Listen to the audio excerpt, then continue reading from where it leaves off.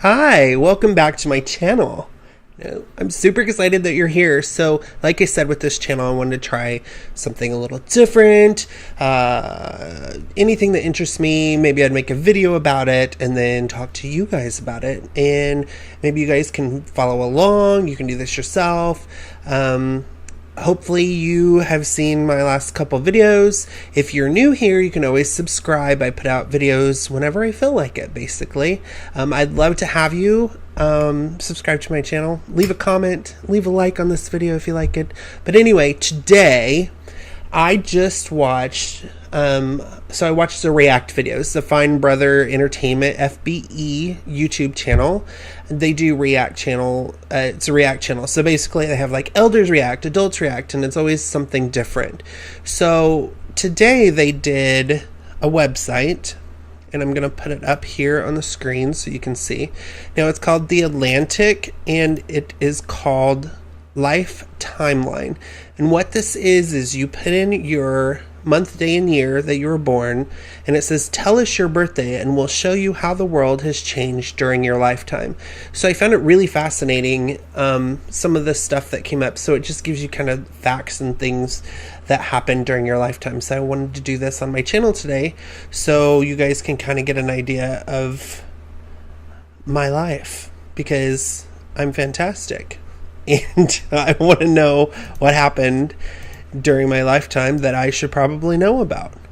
So let me reduce the size of this just a little bit here. Okay. So let's get into it. Let me put on my birthday. So I was born July 27, 1977.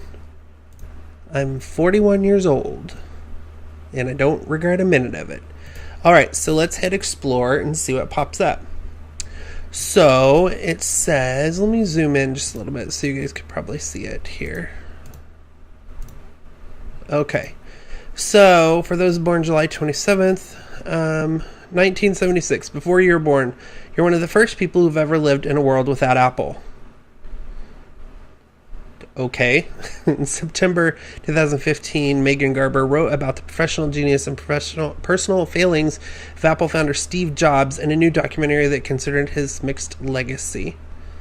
Well, that makes sense. I mean, I was born before a lot of this stuff was really popular. So, I don't know. That doesn't surprise me a little bit on that. Let's see. 1977. You were born July 97 or 77. This year, the Atlantic celebrates its 160th birthday, making it 4 times as old as you are. Okay. So, the beginnings. Around the time you were born, Elvis Presley held the last performance of his career in Indianapolis.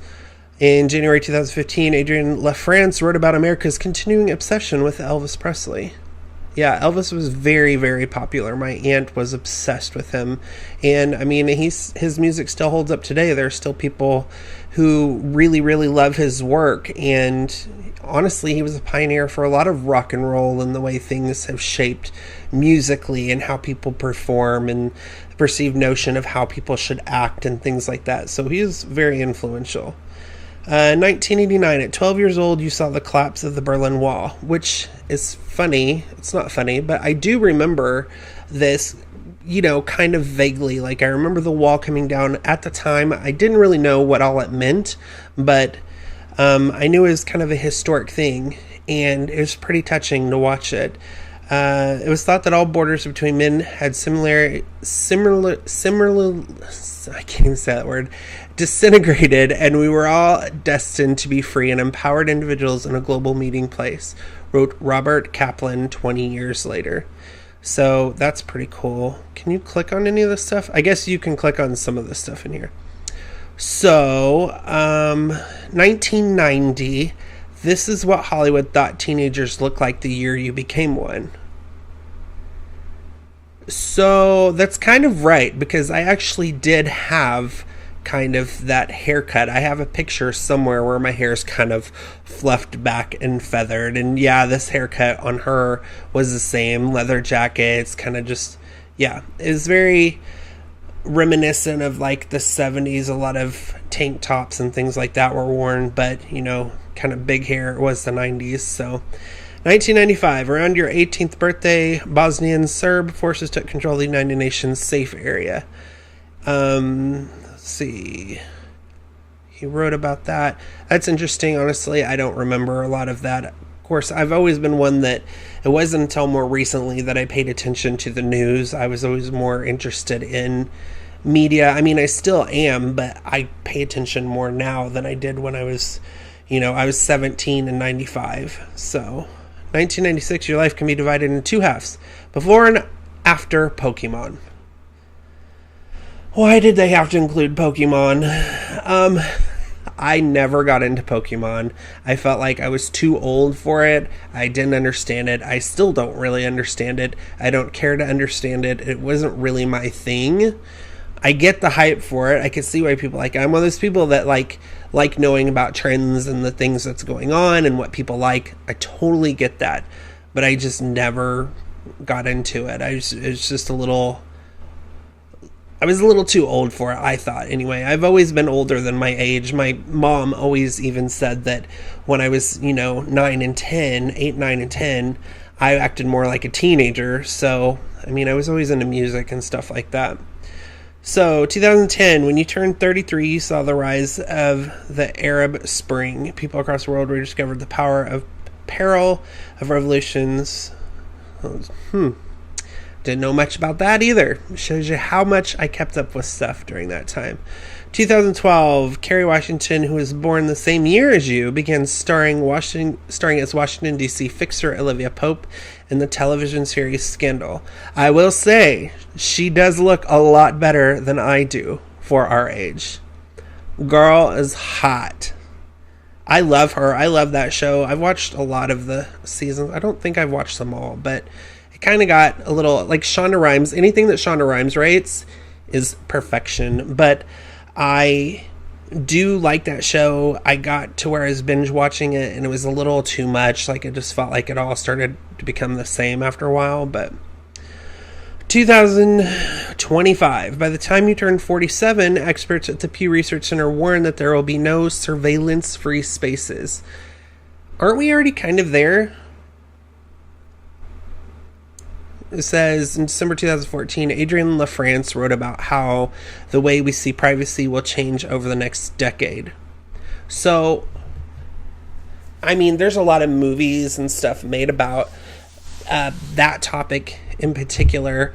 I don't know. I feel like we're almost there already. I don't feel like it'll take to get to 2025, and that's not that far off, but I don't know. I just feel like we're almost already there. So, that wouldn't surprise me at all. Everything has a camera on it. Everything's listening to you. Everything's smart. We're basically living in the Jetsons age, which is crazy to think about because when you're younger, we didn't have all that technology. So now you're seeing, smartphones, and you're seeing things you can do with your smartphone. You can just talk to it. It'll turn on your lights. It'll start playing music. It will do just all this fantastical stuff. And, we get so accustomed to it. But if you really sit down and think about everything that's available to us, it's pretty crazy how far we have come. It says history is happening all around you every day. Great. So this is theatlantic.com/timeline. I'll leave a link down below for it if you want to look at it for yourself. That's really all I had. I just thought it was interesting. I wanted to see what it would bring up and stuff like that. Like, for me, that's not really the stuff I remember. I remember more of the movies and things growing up. I remember my first experience at the theater. I remember E.T. being my first movie. I remember just part of it at the theater. Of course, I've seen it since then. But I remember that being a big deal. That was one of the first movies we went and watched. Even in my high school, you get those little books where everybody signs and you put your memories and you have the pictures and stuff like that. Even then, I took pictures. I had collages all in my room, but I took pictures of movies and movie stars and stuff that I really, really liked, and I pasted it all over like all the sports pages because I could care less about sports. So I have that book somewhere, but when you look through it, it's all got like pictures of Drew Barrymore, and it's got Sharon Stone from like Basic Instinct, and it's got just all that stuff in it because I've always been obsessed with pop culture and I love that stuff. So I don't know, it's just fascinating to see what something like that will bring up. Anyway, guys, go visit the site. Let me know what it brings up for you. Leave a comment below. I'd like to hear some interesting facts you may learn about your lifetime so far. It's been great recording this. This is a little new experience for me. Hopefully this turned out okay. If you like this video, give it a thumbs up. Leave me a comment. Be sure to subscribe if you haven't already. And I will see you in the next video. Bye.